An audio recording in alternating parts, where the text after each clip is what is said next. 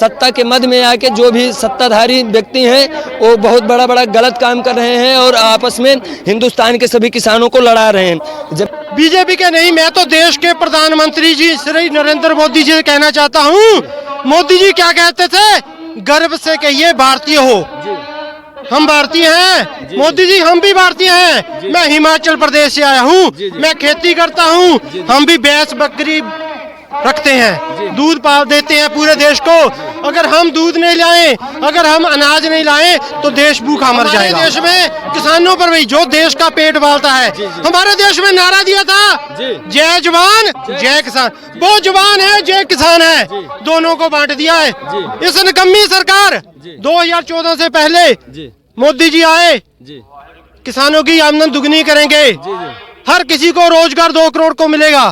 आज महंगाई, बेरोजगारी, नोटबंदी, जीएसटी, आज देश का नौजवान बाहर जा रहा है। की दादी थी वो कहती थी वो मत जा, वहाँ पर बहुत अत्याचार हो रहा है। पर हमारे एक दिल में जो खून है ना, वो गुरु गोविंद सिंह की लाडली फौज का है। हमारा खून हमें जीने नहीं देता।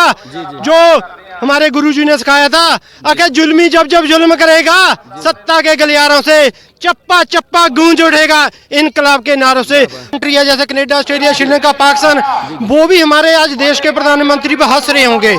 हिंदुस्तान के लोगों ने ऐसा नालायक प्रधानमंत्री चुना। साथियों नमस्कार, मैं हूं ललित और आप देख रहे हैं सुनो टाइम्स। जैसा कि देख रहे हैं हमारी मौजूदगी हरियाणा और पंजाब के बॉर्डर शंभू बॉर्डर पे है, जहाँ पे किसान आंदोलन पे हैं और उनकी जो मांग है उनको पूरी नहीं किया जा रहा है, इसलिए वो आंदोलन किए हैं। देख सकते हैं तमाम किसान हैं इधर, और इधर देख सकते हैं तमाम सेना के और हरियाणा पुलिस के जवान हैं। देख सकते हैं, इधर को दिखा दीजिए, कैमरामैन से कहेंगे कि देख सकते हैं। और इसी चीज़ को दिखाने के लिए हम भी अपने घर से हज़ारों किलोमीटर दूर आए हैं, आप देख सकते हैं। और जो तमाम लोग हैं वो लोग कहते हैं कि किसानों ने रोड जाम करके रखा है। कैमरामैन से कहेंगे कि वो कहते हैं कि किसानों ने रोड जाम करके रखा है, लेकिन मैं बता दूं कि किसान ने रोड जाम करके नहीं रखा है।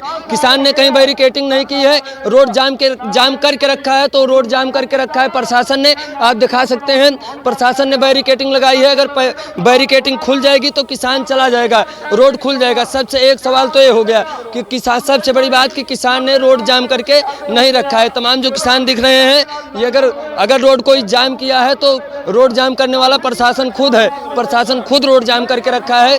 और दूसरा सवाल आपका आता है कि किसान नहीं, कुछ लोग कहते हैं कि किसान नहीं, वो आतंकवादी हैं, क्योंकि किसान के पास इतना ट्रैक्टर कहाँ से आया, इतना खाने की व्यवस्था कहाँ से आई।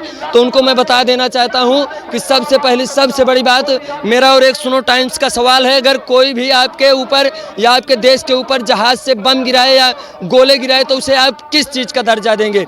अगर कोई भी बाहर का के या कोई भी अगर जहाज से अपने देशवासियों के ऊपर, किसान के ऊपर कोई बम गिराएगा तो उसे आप आतंकवादी कहेंगे। तो बम कौन गिरा रहा है? किसान तो शांतिपूर्ण बैठ के यहाँ पे धरना दे रहे हैं, यहाँ पे आंदोलन कर रहे हैं।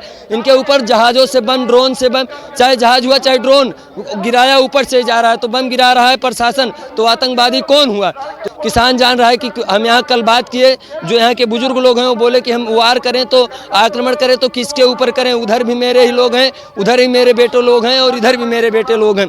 इसमें सत्ता के मद में आके जो भी सत्ताधारी व्यक्ति हैं वो बहुत बड़ा बड़ा गलत काम कर रहे हैं और आपस में हिंदुस्तान के सभी किसानों को लड़ा रहे हैं। ज़मीन पे आने पे सच्चाई यही पता चल रही है। और हम आपको क्या बताएं कि एमएसपी क्या है। ये जो सभी किसान लोग एमएसपी की मांग कर रहे हैं, एमएसपी होती क्या है, एमएसपी के बारे में हम आपको बता दे रहे हैं। एमएसपी है क्या? अगर एमएसपी की बात आपको सही लगे तो कमेंट में ज़रूर बताइएगा।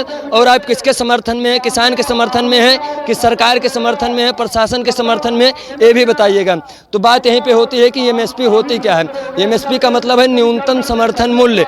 सीधा सीधा आप समझिएगा कि किसान जो भी फसल बोता है, जो भी फसल जब बोता है तो वह 25 रुपये किलो बीज खरीद के बोता है किसान। जब किसान की वह फसल तैयार होती है तो बनिया है या जो आढ़ती है, जो भी व्यक्ति है, 10 रुपये किलो लेता है।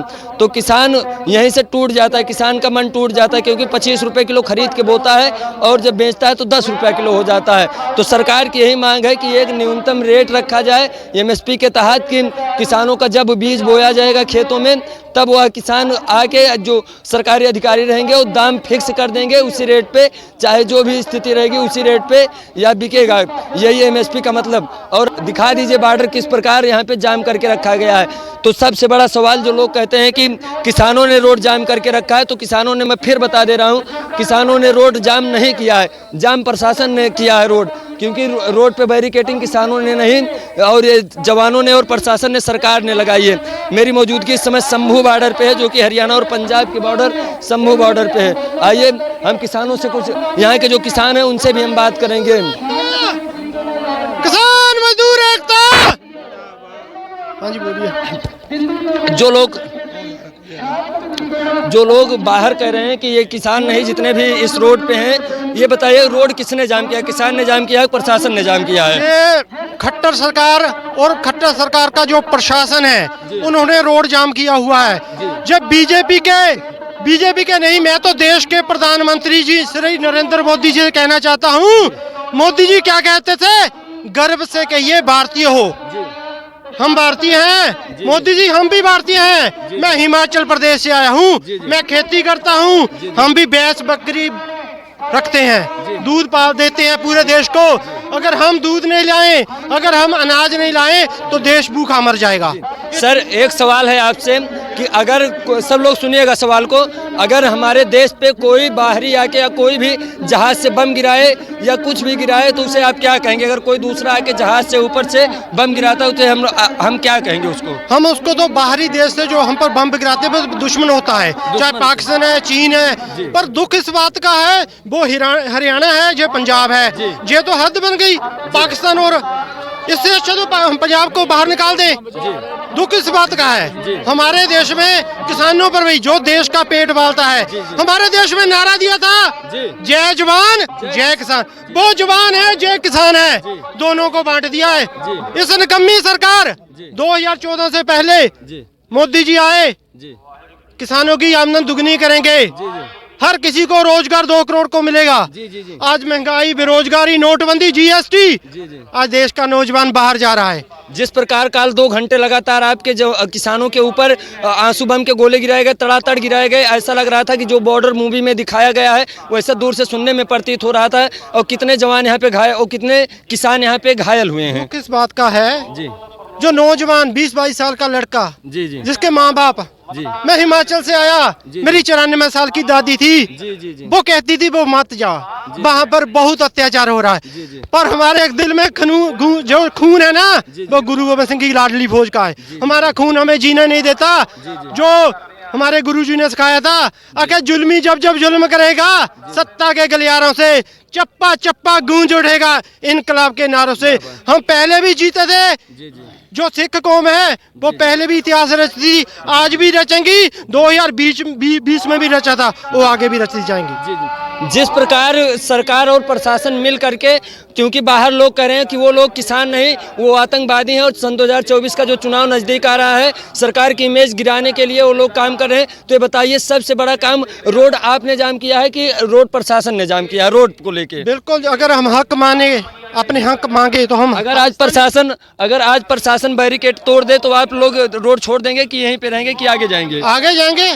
तो ये ऐसे तो देखने में लग रहा है कि रोड तो प्रशासन ने जाम किया है, किसानों ने तो जाम नहीं किया है। हम निहत्ते हैं खाली हाथ, हमारा इसमें एक झंडा है, वो भी किसानों का। कल जब 2-2 घंटे लगातार इनके ऊपर आंसू बम के गोले गिराए जा रहे थे तो ये लोग कोई हथियार नहीं उठा रहे थे, सिर्फ झंडा लेके चारों तरफ सिर्फ यहीं पे दौड़ रहे थे, एकदम छटपटाए जा रहे थे।